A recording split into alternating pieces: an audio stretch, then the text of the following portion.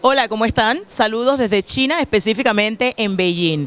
Y me encuentro en muy buena compañía con dos de los periodistas más importantes y de mayor credibilidad en la República de Panamá. Ser periodista no es fácil y Hugo Enrique Famanía y Eduardo Liñuel lo saben. Es una profesión que quienes la escogen simplemente viven un mundo lleno de cosas increíbles, personas maravillosas, pero también de muchas críticas y mucho, pero mucho trabajo. Vamos a hablar un poquito con ellos porque lo ven en las pantallas, a ambos, pero no saben algunas cosas específicas que conlleva la carrera del periodismo. Así que vamos a hablar un poquito con Hugo y con Eduardo, a quienes tengo el orgullo de llamar amigos. ¿Cómo estás? Bien, contento de compartir contigo esta oportunidad, tanto compartir China como compartir tu programa. Cuéntame un poco, cuando tú comenzaste a pensar en ser periodista, ¿lo veías desde chiquito? ¿Querías hacer otra cosa? ¿Cómo fue? Bueno, mi papá es periodista, era periodista también, entonces yo creo que allí vino un poco de que eso estaba en la sangre. Yo quizás empecé a trabajar algunas cosas en medios de los 14, 15 años y como estaba en el programa del ejército, yo veía y grabábamos a gente entrenando y haciendo ejercicio. ¿El programa del ejército? Todo por la patria. Entonces, diga bien. En todo por la patria. Y yo pensé o creí que yo quería era ser militar. O sea, esa era mi intención. Yo soñaba con ser militar. Claro, vivía eso todos los días, pero me di cuenta que no era lo que estaba viendo en el lente, sino que tenía el lente encima, tenía la cámara encima o estaba escribiendo sobre esos temas. Realmente lo que estaba era haciendo periodismo. ¿Y cuál fue tu primer trabajo? La primera vez que recibí un trabajo remunerado dentro del periodismo fue en Radio Ancón y estaba en el noticiero de las 5 de la mañana, así que desde esa época ya tenía que pararme a las 4 para llegar a trabajar. Training para ahora, ¿no? Un poco de training para lo que vino después, así. Y Hugo, en tu caso, ¿cómo fue? ¿Tú venías con esa vena periodística o querías hacer alguna otra cosa de niño? No, mira, yo la verdad que primero gracias y qué rico estar acá contigo en la tercera ciudad más poblada de China. Mira dónde nos tuvimos que venir a encontrar. La entrevista con panameños acá. Para hablar, mira tú, para compartir, pero qué rico hacerlo acá. Bueno, mira, yo realmente comencé en el periodismo por carambola. O sea, yo estudié en Chiriquí mi secundaria, llegué a la universidad, llegué un día tarde, se habían acabado las matrículas y iba pasando el profesor Arturo Rivera Escobar y le pregunté una dirección. Y me dice, ¿te vas a matricular? Le digo, sí. Dice, no, pero se acabaron. Pero acabamos de abrir la escuela de radiodifusión. Si quieres, él era el director, si quieres, yo te puedo anotar. La verdad es que era el primer año, no tenía suficiente matrícula y yo podía hacer uno más. Y allí comenzó todo realmente. A los 2 años de radiodifusión me di cuenta que podía hacer algo más y pues lo hice. Pero qué casualidad, que ambos comenzaron en radio. Yo creo que la escuela de todo periodista comienza en radio o uno puede comenzar en algún otro medio de comunicación. La mayoría de los de televisión sí han comenzado en radio. Hay gente que ha hecho toda la vida una carrera en periódico y sí, hay gente que ha estado en el periódico y llega a la televisión y hay algunos que han trabajado solo en televisión. Tuvieron, no sé si llamarlo el privilegio de empezar en televisión o la mala suerte, porque yo le agradezco mucho al haber empezado en radio primero. ¿Y para ti fue una escuela de radio primero o para entrar a televisión? Porque dicen que la radio es como una escuelita. No, sí, yo creo, y sigo haciendo radio, además a mí me gusta más la radio que la televisión, porque ¿por qué? La radio es más espontánea, es mucho más natural, la televisión es el medio por naturaleza más superficial, tú sabes que lleva mucha elaboración, mucha producción, la radio no, en la radio es de inmediato, la radio es enseguida, la radio es como eres, y la gente lo nota, la gente lo capta, y eso me encanta. Ustedes tienen que haber tenido momentos increíbles porque ambos han entrevistado a presidentes, no solamente de Panamá, sino a nivel internacional. Y no solamente presidentes, sino grandes figuras que son reconocidas en todos lados. Tienen que tener a alguien que haya sido como su entrevista cumbre o hayan sentido, oye, esta entrevista me hizo. ¿Cuál fue la tuya? No, hay momentos, mira, uno puede corretear la noticia todos los días y el día de la noticia grande la noticia te llega sola, la grande te llega sola. Y yo he estado en entrevistas importantes y quizás en coberturas importantes, es decir, yo he estado en la Casa Blanca, yo estaba en las Naciones Unidas el día que Chávez dijo huele a azufre, estuve en la canonización de Juan Pablo II, sí, he estado en grandes eventos, pero a veces cuando tú entrevistas a una persona en el campo, y un campesino me dice un día, aquí los políticos vienen, te dan la mano y después se la lavan. Tú sabes, eso te llena. Y a veces te llena más que la entrevista a una personalidad o a un artista. Sí, Gabriel García Márquez. ¿Entrevistaste a Gabo? Sí, y fíjate que es una de las entrevistas más aburridas que me ha tocado, porque es para leerlo. ¿En serio? Es para leerlo, no necesariamente para entrevistarlo. Entonces sí, no fue una mala entrevista, pero quizás no es lo que tú estás esperando de un Nobel de literatura. Mario Vargas Llosa, por ejemplo, otra vez una oportunidad de Aburrido también, y Mario. entrevistarlo. No, pero la entrevista no fue sobre literatura, fue sobre política. Acaba de pasarlo el 11 de marzo en Madrid y tuvimos la oportunidad. Él tenía un hijo en Panamá y él estaba en Panamá y pude conversar y entrevistarlo sobre ese tema, ¿no? Tú también tienes otra anécdota que la estábamos conversando por acá, que cuando Nicolás Maduro rompe relaciones con Panamá, Eduardo Liñón acababa de retirar el carnet de prensa en el Instituto de Comunicación, no sé cómo se llama, en Venezuela, y entrando al carro, ¿qué dicen en la radio? Rompo relaciones con la República de Panamá. Así, en ese tono de él pareció al de Chávez. Ciertamente es lo que te decía, la noticia grande te llega. Es decir, yo no fui a Venezuela a eso. Yo fui a Venezuela porque acababan de meter preso a Leopoldo López y era un tema de registrar para los televidentes panameños desde una perspectiva más local lo que estaba pasando en Venezuela y por qué había protestas. La decisión política que tomó Maduro en ese momento cambió totalmente mi agenda y en vez de ir a cubrir las guarimbas, que es lo que le llaman ellos a los disturbios en la calle, me correspondió ver todo el tema de un país que había roto relaciones con el nuestro. Tremenda experiencia. Sí, qué susto. No sabía si tendría que regresar directamente a Panamá o iba a tener que coger otra vía porque no había relaciones, pero no, los vuelos nunca se suspendieron. Nunca fue a ese nivel. ¿Y tú, Hugo, quién te ha impresionado en alguna entrevista que te haya tocado realizar de alto nivel o que te haya impresionado a ti? Bueno, eso es difícil porque la noticia depende del momento y a veces ni siquiera el más encumbrado. Uno puede haber estado en la Casa Blanca compartiendo con Bill Clinton, puede haber estado, qué sé yo, con Fidel Castro, que es impactante también conversar con él. Y la lista es larga, Hugo Chávez, en fin, me tocó entrevistarlo en 3 ocasiones, pero ¿sabes qué? Yo creo que la entrevista que más me ha marcado es de un niño llamado Oliver, que se llamaba, o nosotros le pusimos el nombre de El Niño de Cristal.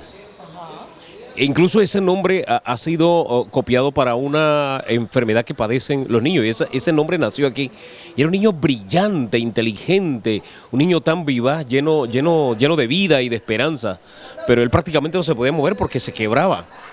Y yo creo que las conversaciones de él marcaron mucho mi vida, ese encuentro con él. En aquella época yo era productor para Univisión, y me tocó hacer un reportaje también, y la verdad es que fue tremenda experiencia, ese niño. Pero ¿a quién ustedes tienen en la brújula? Me encantaría entrevistarlo y no he tenido la oportunidad. No, sí he tenido la oportunidad, pero yo hoy, y si nos vamos solamente a un tema específico, tiempo y espacio, en este momento a Ricardo Martinelli. Fácil, o sea, no tengo que ir muy lejos. O sea, ¿Qué pregunta le harías? Dime una, ojo, dale vueltas un segundo nada más. La pregunta específica y que tú crees que va más valor en una entrevista que tú realizarías al expresidente Martinelli. Fuera de que si va a regresar o cuándo va a regresar, porque la entrevista pudiera ser en Panamá, el tema de si él es realmente consciente de la responsabilidad que tuvo siendo presidente de la República y todo lo que pasó, que ya prácticamente se ha ido demostrando en esos 5 años que pasaron. O sea, una persona del nivel de control que sabemos tenía Ricardo Martinelli y lo tuvo en su supermercado, no puede ser que en el gobierno estuvieran pasando cosas que él no supiera. Excelente. ¿Y tú, Hugo, a quién te gustaría entrevistar? Yo creo que para el mercado doméstico es Ricardo Martinelli. Pero tú tuviste una experiencia con Martinelli. Espera, antes que me cuentes. Tú, que tuviste una experiencia con Martinelli, que, bueno, muchos panameños recuerdan que él, pues, en medio de una conferencia de prensa en directo en todo el país, hizo alusiones a un pasado tuyo que no venía al caso, que no era el momento, que no tenía nada que ver, y todos los panameños nos quedamos espantados. Y la opinión pública, pues tú también creo que puedes estar de acuerdo, la opinión pública completa se puso de tu lado. Bueno, desde entonces él me debe una entrevista. Entonces, ¿te acuerdas que hubo una marcha? Nos encontramos en la presidencia y él me dijo, bueno, ahora que todo se ha arreglado, ¿tú sabes qué les decía? Ahora que todo se ha arreglado, claro, lo dijo en sus términos, ¿no? Yo lo voy a decir en términos más decentes. Ahora que todo se ha arreglado, te voy a dar una entrevista. Yo le digo, está bien, nos ponemos de acuerdo. A la semana siguiente le escribí, presidente, estoy esperando. Al mes le escribí y la verdad es que no le he vuelto a escribir sobre la entrevista. Hemos intercambiado opiniones y también a algunas ocasiones por ahí, pero la verdad es que no le he vuelto a insistir en el tema de la entrevista. Me la debe. ¿Pero qué le preguntarías en este momento? Mira, nosotros tuvimos en una ocasión una entrevista privada y gran parte de lo que está pasando, nosotros le dijimos que iba a ocurrir. Él nos dijo, yo elijo al próximo presidente de la República. Nosotros le dijimos, presidente, o sea, yo le dije, porque fue face to face, yo le dije, presidente, eso se lo he escuchado decir a otros. ¿Qué le hace creer a usted que usted sí va a lograrlo? Y él me dijo, lo que pasa es que yo no pierdo jamás, mira mi vida, yo nunca he perdido. Yo le dije, presidente, aquí lo veo bien difícil. Entonces solamente, entre otras cosas, se lo diría, vio presidente, que era difícil. Y cuéntame algo los dos. El momento en Panamá para un periodista. ¿Hay libertad de expresión? ¿Hubo en el gobierno pasado libertad de expresión? ¿Lo hay en este país, en el Panamá en este momento? ¿Ustedes se sienten libres de decir absolutamente cualquier cosa en sus programas pues, de radio o en televisión? Hay muchos medios de expresarse ahora, entonces ya la libertad de expresión, por más que tú trates de apretar, es como quien agarra la gelatina y se le va a salir por otros lados. Es decir, a mí nadie me ha dicho nunca que no diga algo. ¿Ningún presidente? Ningún presidente y ningún director de noticias. Ciertamente a veces la agenda ya viene hecha, así que uno necesariamente no tiene la oportunidad de salirse de eso.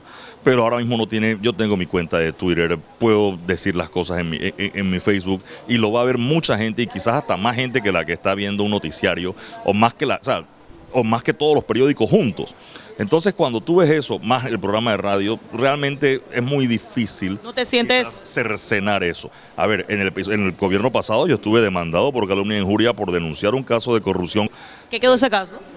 Absuelto, la ausencia de dolo, hay una serie de cosas. Yo no estoy necesariamente de acuerdo con el fallo a pesar de que me absolvió, porque el fallo dice que es por ausencia de dolo. Yo sigo creyendo que ahí había un acto de corrupción.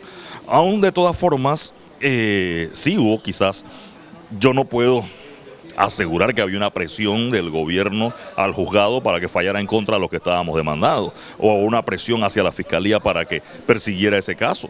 Pero era un caso tan descabellado que tú te quedas pensando, hey, ¿qué está pasando aquí? Tanto así que el caso en su momento fue expuesto ante la Sociedad Iberoamericana de Prensa, igual que ante la relatora para la libertad de expresión de la Comisión Interamericana de Derechos Humanos en la OEA. ¿Libertad de prensa en Panamá? Bueno, fíjate que nuestro caso también fue ante la CIP y fue ante diferentes organizaciones, porque sí, en Panamá hubo persecución durante el gobierno anterior. No fue exclusiva del gobierno anterior nada más la persecución, pero digamos que en el gobierno anterior fue grotesca, fue grosera.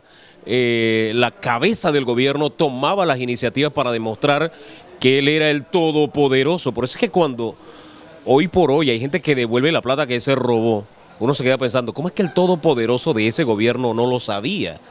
¿Cómo lo puede explicar? Pero precisamente esa persona nos hacía ver a los periodistas, les hacía saber a los dueños de medios de comunicación, hasta a los medios de comunicación alternativos, hombre, que el que mandaba era él. Y buscaba siempre la forma de presionar. Mira, a mi casa se metieron, me llevaron la computadora. O sea, lo que pasó en la presidencia fue un detalle. Una vez yo estaba escribiendo algunas cosas comprometedoras a través del WhatsApp y ahí mismo me contestaron de que dejara de hacerlo. O sea, ¿el WhatsApp ahí mismo? Exactamente, allí mismo. Entonces, en fin, la persecución era algo evidente. Me acuerdo una vez cuando un fin de semana que detuvieron a Otero, que detuvieron como a 3 periodistas. A Otero lo detuvieron en Colón y a 2 periodistas más. Yo fui a Veracruz ese fin de semana. Entonces el policía dije, tú eres periodista, estaciónate ahí. Me estacioné. Llegó entonces el que estaba a cargo, el oficial, yo no me sé muy bien eso de los rangos. Llegó el oficial y me dice que así que eres periodista, y empieza a agarrarse las manos y dice, bueno, bájate y vamos a hacerte la prueba del alcoholímetro. Entonces yo me eché a reír. Dice, ¿te vas a reír en mi cara? Le digo, sí, es que los cristianos no tomamos, así que no hay problema. Hágame la prueba que usted quiere. Y dice, siervo, tranquilo, váyase, no se preocupe. O sea que hubo persecución, olvídate de que hubo. Sí. Y en el caso del gobierno actual del presidente Juan Carlos Varela, ¿ustedes han visto una diferencia? ¿Cómo se sienten como periodistas? No, definitivamente la diferencia se siente en todos los sentidos. Es más, el mote que le tienen al presidente porque su gobierno es más lento, es porque precisamente hay un shock, no solamente en el tema económico, sino prácticamente en todas las esferas. La velocidad ha cambiado y el tema de la relación con la prensa, definitivamente nosotros ahora respiramos una libertad que no teníamos hace un par de meses nada más. ¿Estás de acuerdo? Yo todavía no cantaría victoria porque ha pasado solo un año y quizás el primer año del gobierno de Martinelli también fue bastante amigable con la prensa y Martinelli de hecho, pero Martinelli su estilo, no sé si real o fingido, Pero Martinelli era un presidente accesible, bueno, no sé si accesible, o sea, hablaba tanto y hablaba todos los días que generaba suficiente noticias, suficiente información y había ese acceso quizás a él, no necesariamente porque hubiese acceso a él habría transparencia o habría el acceso a la información que es necesario y que se requiere. Entonces sí, hay temas precisamente esa parsimonia, llamémoslo así, un poco de Varela, yo lo puedo entender también como que falta comunicación del Estado. Entonces, fuera del tema de libertad de expresión, hay algo que siempre va casado, que es el acceso a la información. Entonces, yo no sé qué tanto de acceso a la información tenemos, o es que no hay nada que informar y aunque tenga acceso no tengo nada. Esa parte todavía yo reitero que no canto victoria. Y en el caso de los casos de, valga la redundancia, de alto perfil que estamos viendo en este momento, muchas personas hablan que los casos están siendo tratados por la población mediáticamente. ¿Qué significa eso? Que no necesariamente por donde va la parte legal es lo que los medios, a través de sus pantallas y a través de la radio y de los periódicos, es lo que está pasando realmente, sino que los juicios se están haciendo mediáticamente. La gente, por lo que sale en los medios, la gente dice culpable, inocente, culpable, inocente. Mira, yo creo, ahí me sorprende la velocidad con la que se han dado las cosas. La gente pone mucho de ejemplo de que Costa Rica metió un presidente preso. El caso de Costa Rica fue como 10 años después de que el señor había salido del poder. Regresó de la OEA, que no pudo ocupar el puesto de secretario general, y lo llevaron y tuvo casa por cárcel y como a los 8 meses salió en libertad. O sea, no fue tan grande como eso. Sin embargo, en Panamá ahora mismo tenemos 4 exministros presos. 4. Yo nunca había visto un exministro preso. Nunca. Creo que el caso de Castro con la fibra de vidrio en el gobierno pasado, pero fue más un periodo que una cuestión así. Hay 4 exministros presos. Entonces, sí, detención preventiva, eso todavía no ha ido a juicio, no son culpables. Un magistrado de la Corte Suprema preso y sentenciado.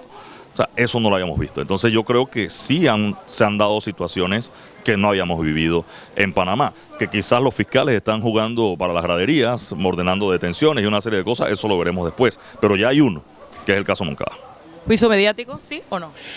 Yo te diría que no. Lo que falta en Panamá es un poco de cultura en materia de justicia, precisamente porque la justicia en Panamá nunca ha funcionado. Para que te rías un poco, en el año 31 hubo un golpe de Estado, fue el primer golpe de Estado.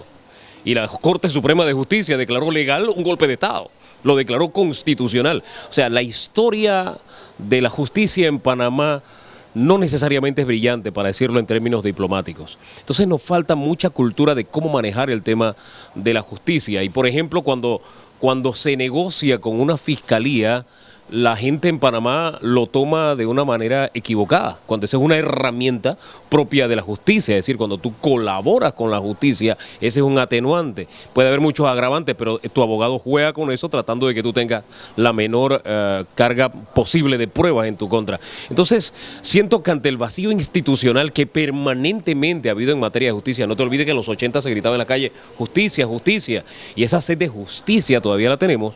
No sabemos como sociedad cómo enfrentar los casos de justicia y al final sentimos a veces que una persona que es, por ejemplo, indagada o que rinde una declaración jurada, porque apareció en los medios, ella es culpable. No es que los medios lo estén juzgando, es que la opinión pública o las opiniones públicas no tienen la suficiente cultura del manejo de temas judiciales. Tú le preguntas al panameño medio común y no sabe que es una indagatoria, pero como lo vio y se le acusa de algo, él piensa ya es culpable. No, o piensa que porque está en la cárcel, en una detención preventiva, ya es culpable. O piensan que cuando el señor Martinelli de pronto tiene una jugarreta de estas, de las que sus abogados son expertos, sienten, es que hay persecución, dicen algunos. No, todo eso forma parte de las herramientas que tiene la justicia y que el panameño medio común, a veces ni siquiera los periodistas manejamos correctamente.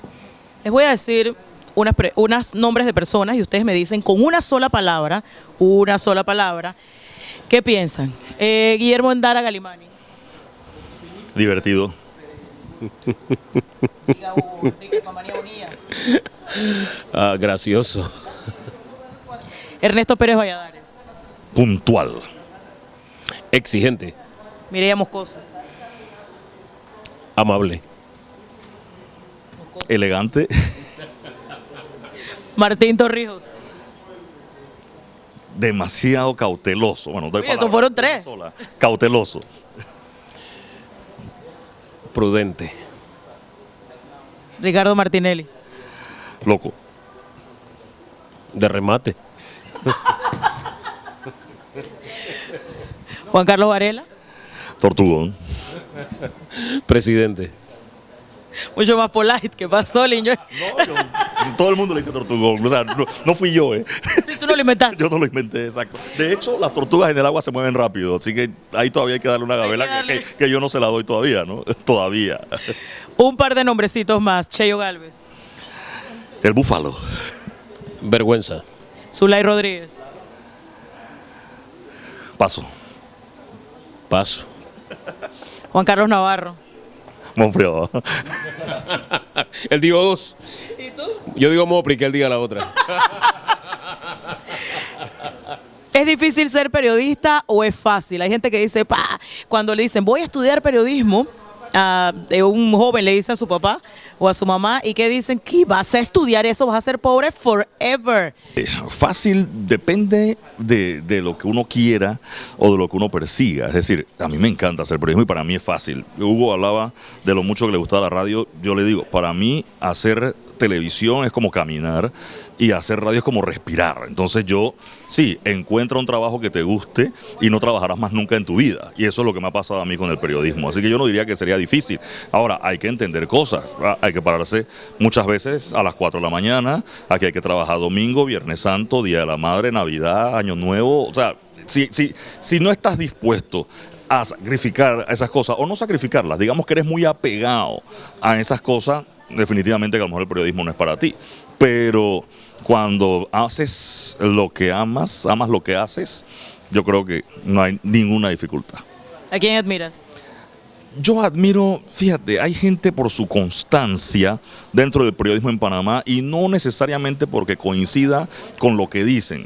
Te voy a poner ejemplos, Don Plin, Juan Carlos Tapia, Mayín, casi que no coincido con nada de lo que ellos dicen. Pero Don Plin tuvo un programa como 30 años todos los días a las 6 de la mañana. Mayín lleva un programa que tiene como 30 años a las 7 de la mañana. Juan Carlos Tapia lleva también más de 30 años todos los jueves. Entonces, sí, no coincido con casi nada de lo que plantean en su parte de opinión, pero la constancia que han tenido en algún momento les ganaron ese lugar que tienen ahorita. Periodismo, gratificante, difícil. Primero comienzo con las figuras. Para mí, Mario Velázquez y el Fat Fernández fueron dos figuras que, wow, a mí me marcaron. Y siento que en el periodismo difícilmente tendremos figuras de ese nivel. Yo recuerdo todavía cuando narraba o describía a Mario Velázquez la ciudad de Washington en la época de los tratados, y eso es punto y aparte. De verdad son páginas de la historia periodística en Panamá que no se han escrito. En cuanto al periodismo, te dije hace un rato que yo no había elegido el periodismo me eligió a mí. Y qué rico que me eligió porque es una carrera que me divierte. Dice García Márquez que es una forma entretenida de ser pobre. Bueno, yo no coincido necesariamente con él, pero lo que sí te digo es que es una carrera divertida. Divertida si te gusta lo que haces. Si tú eres una persona que tienes horario de oficina, que te gusta trabajar 8 horas, que quieres saber a qué hora entras y a qué hora sales, que quieres una hora específica para almorzar, que no quieres estar bajo lluvia, bajo sol, etcétera, entonces el periodismo no es para ti. O pasar hambre, o pasar muchas horas de sueño esperando que se termine una reunión, uno de esos conciliábulos políticos, qué sé yo. Si tú eres esa persona que no te gusta nada de esas cosas, de verdad, no te metas en el periodismo. 2 preguntas más antes de finalizar. Las que quiera. Seguimos, paramos. China, tranquila. Estamos en China. Estamos en China. Pregunta en chino si quieres. Miren, por eso yo comenzaba diciendo que ustedes son 2 de los periodistas con mayor credibilidad, con mayor trayectoria de la actualidad en Panamá. Hay muchos periodistas jóvenes que comienzan y desaparecen en el camino. ¿No se han dado cuenta de eso? Yo siempre digo que en Panamá, cuando tú subes a un taxi y tú dices el nombre de la persona y el taxista sabe quién es que tú eres una persona conocida o famosa, para decirlo en panameño. ¿Qué le recomendarían a alguien que quiere ser periodista concretamente? No, mira, la constancia a veces no es fácil y se moldea por otras cosas. Es decir, yo conozco periodistas, mujeres, que se metieron al periodismo, hicieron una carrera muy buena, muy rápida, y de repente se casaron, tuvieron hijos, y a lo mejor algo las apartó del periodismo. 2, la plata. Al comienzo en el periodismo se gana mucho, ¿no? No te pagan mucho y de repente consigues un trabajo después, ya sea en una empresa tanto del gobierno como privada, y a lo mejor en un trabajo que es cercano al periodismo, como puede ser quizás un tema de una oficina de información, etcétera, y vas a tener la tranquilidad del horario de 8 a 5, a menos que pase algo, y vas a ganar mucho más quizás que como reportero en una emisora de radio. Entonces eso ha sacado a alguna gente valiosa del periodismo o gente talentosa del periodismo. Entonces sí, depende de cómo juegues tus cartas o cómo te las jueguen, qué oportunidad tienes de quedarte y llegar al nivel donde puedes vivir específicamente del periodismo y vivir por lo menos decorosamente, no como millonario, pero vivir con la tranquilidad que te dé tu trabajo, ¿no? Disculpa, ¿cuál es la pregunta? Para los jóvenes, ¿qué le recomendarías concretamente? Disculpa, es que estaba pensando... Es que tu entrevista, no estás acostumbrado a que te entrevisten. No, y además me pone nervioso, yo estaba reflexionando en la respuesta que dio Eduardo. No, mira, yo lo que le diría más que nada es que lea, y cuando se canse de leer, siga leyendo, y cuando se canse de seguir leyendo, siga leyendo. ¿Por qué? Estamos atravesando momentos muy difíciles en el periodismo. La nueva camada de periodistas, te puedes sentar con ellos a conversar de arte y probablemente no llegues al minuto, a conversar de cualquier tema, X tema, de un escritor, de Vargas Llosa, como mencionabas hace un rato, y probablemente no puedas conversar con ellos de manera sostenida.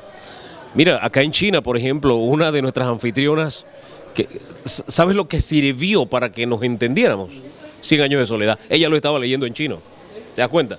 Pero fue el punto de encuentro para entendernos. Ella en un idioma, yo en otro, medio que en inglés, medio que en chino, medio que en español, pero nos entendíamos ¿a partir de qué? A partir de un gran escritor latinoamericano, premio Nobel. Entonces yo siento que hay grandes limitaciones en el periodismo actual, salvo algunas honrosas excepciones, con dificultades para expresarse, para ser coherente en la exposición de alguna idea, en cuanto a contenido ideológico, también ideológico político, también no hay contenido. Entonces yo siento que le falta un poco de lectura, por eso le recomiendo siempre eso, porque el periodista tiene que ser un mar de conocimiento, así sea de 1 pulgada de profundidad, pero debe saber de todo un poco, especializarse en algo si quiere, pero debe saber de todo un poco, no pensar que Picasso es un futbolista, por ejemplo, ¿te das cuenta? Sucede, ¿no? Y sucede, o le hablas de alguien que deberíamos saber quién es, y se quedan mirándote como quien dice,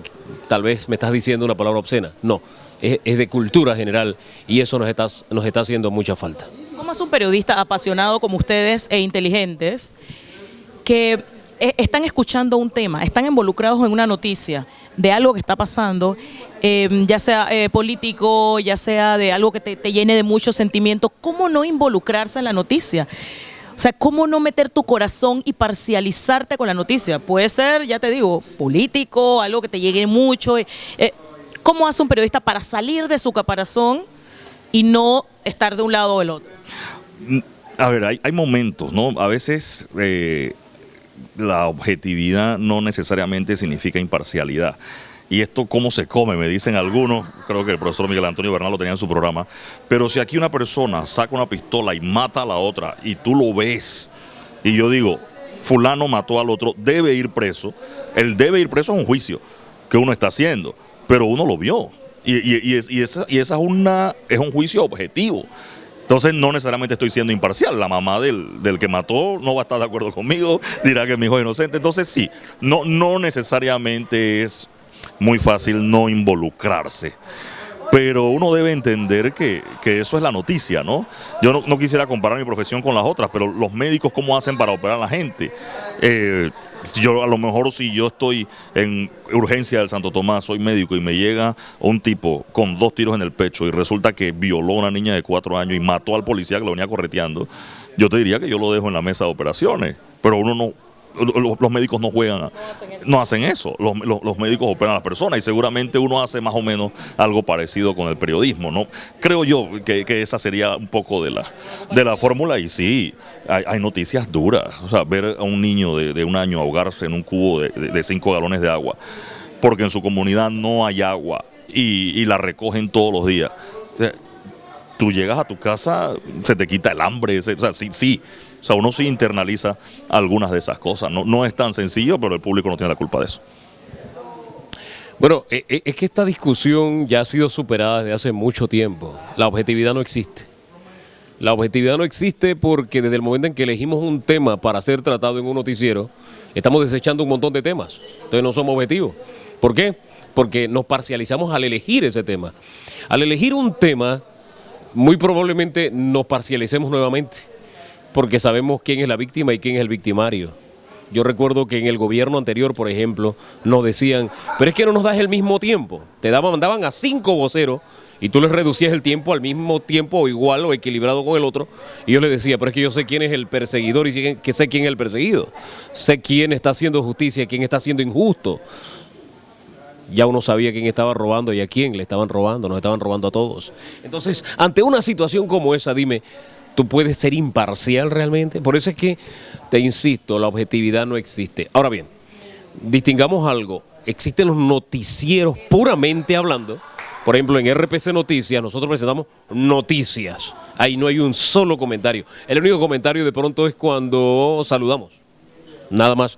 Pero cuando estamos en debate abierto, ahí tenemos opinión. O cuando estamos... Yo creo que hay un problema, Hugo, sí. Y tú, que la gente de Lin Yuen, que también la gente piensa, porque no es, hay periodistas que leen las noticias, hay analistas, hay comentaristas, hay unos que simple, o sea, el que va y lee, hay presentadores y ya. Entonces siento que la gente todavía no... Porque ¿por qué el periodista está opinando? Que eso no puede ser. Y hay mucha opinión al respecto. ¿Sabes una cosa? Por lo general, el que se queja de que el periodista está opinando primero es porque no opina como él o no opina según su grupo político o el grupo de su simpatía política. Porque por lo general eso se da en el tema político.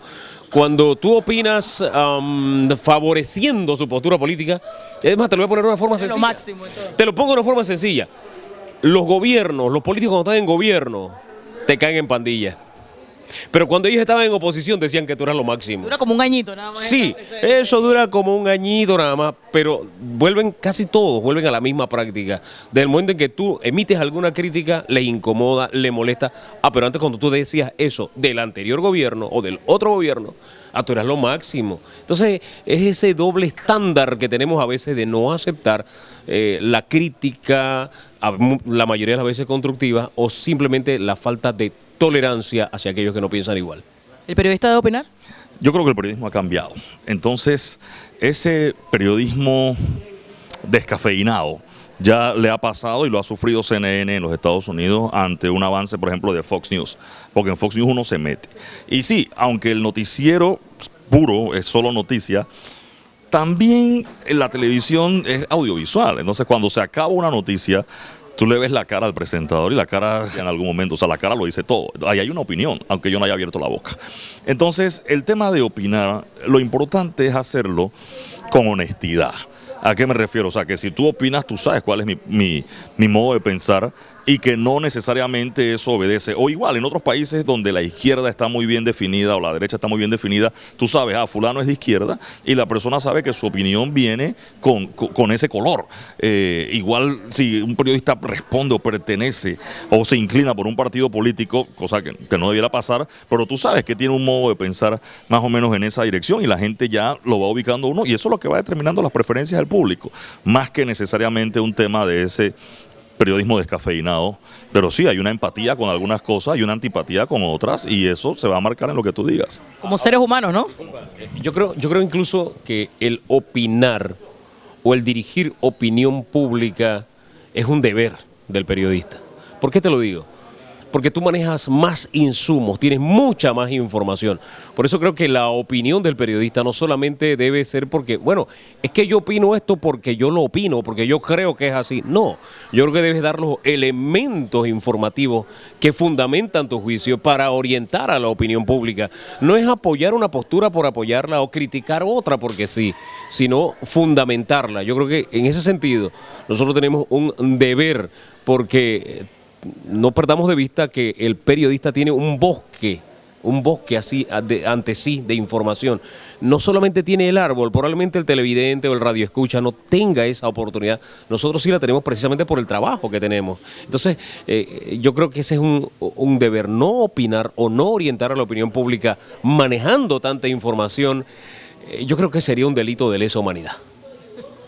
De lesa humanidad, ¿de acuerdo? Sí, totalmente, porque hay gente que, primero que hay sectores que pueden controlar una parte de la opinión pública, uno, y uno a veces le toca hacer esos contrapesos. Eso en inglés le llaman, la traducción sería como acción afirmativa, que se ha hecho con los grupos, con las minorías, etcétera. Y hay otros elementos donde tú escuchas a veces unas mentiras tan grandes que hay alguna fórmula donde tú tienes que hacer ese contrapeso. Es decir, y escuchas disparatadas. A ver, las antenas de celular dan cáncer, las hidroeléctricas secan los ríos, y te vas a encontrar un montón de cosas más donde, hey, yo entiendo que tú tengas una postura, pero no me salgas con una ñamería. Entonces, cuando te llegan esas ñamerías, tú tienes que dirigir un poco o frenar al que te lo está diciendo, y la gente va a pareciera que tú tienes una opinión contraria, pero no, o sea, es por tratar de acercar las cosas a la verdad. Acercarla, porque la verdad absoluta siempre va a tener su lado, pero tratar de acercar las cosas a la verdad. Lo bueno y lo malo de hablar con personas tan interesantes como ustedes dos es que podemos hablar horas aquí. Antes de terminar, quiero preguntarles una cosa. ¿Qué admiras tú de Hugo Enrique Famanía? De Hugo, bueno, muchas cosas. Yo creo que lo admiro más de lo que él sabe, o de lo que hemos hablado alguna vez. Yo creo que Hugo tiene algo que yo admiro mucho, que es el periodista completo. Es decir, Hugo, fuera de que es periodista y que es bueno como periodista, yo lo veo como un buen entrevistador, si fuera por solo ser un simple presentador de noticias, también lo hace bien, es buen reportero, escribe bien, y cuando tiene que improvisar o hacer un relato en directo, también lo hace bien. Entonces, tú te encuentras gente que a veces cojea de alguno de esos lados. Yo creo que Hugo tiene eso del periodista completo, se lo admiro mucho. ¿Y tú qué admiras de Eduardo Linjoen? Yo creo que Eduardo reúne todo eso que él ha dicho de mí, pero tiene algo adicional. Eduardo no tiene un mar de conocimiento de 1 pulgada, sino de 1 metro de profundidad. Exactamente. Este hombre sabe de todo. No, y no lo digo en broma, lo estoy diciendo muy en serio. Ahora que hemos estado compartiendo acá, en muchas ocasiones hemos abordado algún tema, yo digo, preguntémosle a Linjoen, él debe saber. No, porque es una enciclopedia andante, no lo digo porque sea alto, no, porque tenga la cabeza grande, no. Nosotros molestamos de esa manera. No, es que de verdad es un hombre de conocimiento, de mucha profundidad, y yo admiro eso en él. Él lo sabe, y él lo sabe, que es sincero. Yo los admiro muchísimo a los dos. Les quiero agradecer por esta entrevista, por haber compartido todos estos días en China. Creo que nos hemos conocido muchísimo más. En el caso con Linjoen, que pues somos amigos de hace mucho tiempo, y creo que hemos entrado en una relación todavía mucho más profunda ahora con Hugo. Así que muchas gracias por esta entrevista, más cercana. Muchas gracias por esta entrevista. Vamos a seguir hablando después en otra entrevista de otros temas. Gracias al productor Oscar Farup por la cámara y la producción, y nos vemos muy pronto en cibelesdefreitas.com, en el canal de YouTube y en el blog. Muchísimas gracias.